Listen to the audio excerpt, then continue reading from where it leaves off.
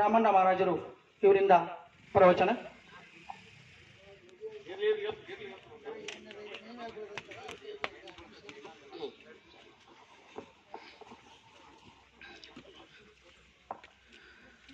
राजाधिराज सद्गुरुनाथ माधवानंद प्रभु की जय। राजाधिराज सद्गुरुनाथ गुरुपुत्रेश्वर महाराज की। राजाधिराज सद्गुरुनाथ जगन्नाथ महाराज की जय। ಪ್ರಾತಃ ಸ್ಮರಣೆಯ ಸದ್ಗುರುಗಳನ್ನ ಹೃದಯ ಮಂದಿರದಲ್ಲಿ ಧ್ಯಾನಿಸಿಕೊಂಡು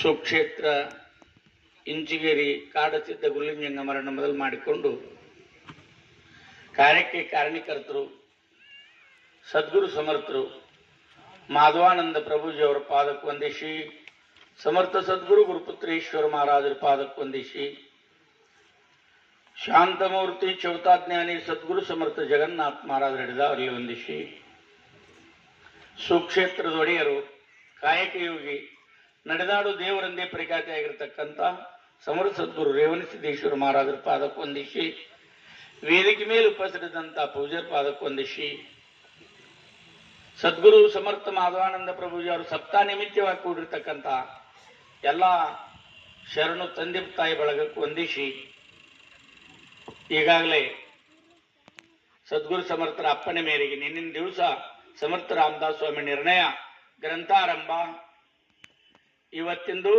ವಿಮಲ ಬ್ರಹ್ಮ ಅಂತಕ್ಕಂಥ ಅಧ್ಯಾಯವನ್ನ ಪರಿಪೂರ್ಣ ಮಾಡಿ ಸಾಕಷ್ಟು ಮಹಾತ್ಮರು ಆ ಅನುಭವವನ್ನ ಸವಿಸ್ತಾರವಾಗಿ ನಮಗೆ ನಿಮಗೆ ಎಲ್ಲರೂ ಉಣಬಡಿಸಿದ್ದಾರೆ.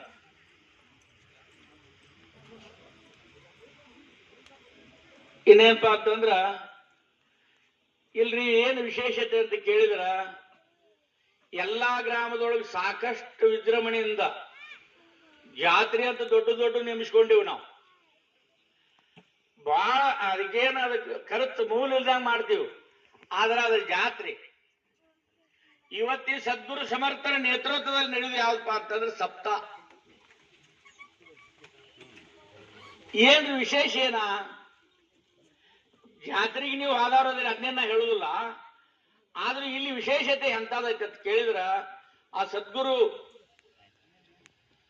ನಾವು ಅವ್ರ ಮುಖ ನೋಡಿದ್ರು ಅವ್ರ ನಮ್ಮ ಮುಖ ನೋಡ್ರೆ ಸಾಕ, ಹುಟ್ಟಿ ಬಂದ ಜನ್ಮ ಸಾರ್ಥಕತೆ ಆತ. ನಾವು ಮನುಷ್ಯ ಆಗಿ ಬಂದದ ಉದ್ದೇಶ ಏನಪ್ಪಾ ಅಂತಂದ್ರ ಆ ಸದ್ಗುರು ಮುಖ ಅಂತ ಉಪದೇಶ ತಗೊಂಡು ಆ ಸದ್ಗುರು ನಾಮಸ್ಮರಣೆ ನಿತ್ಯ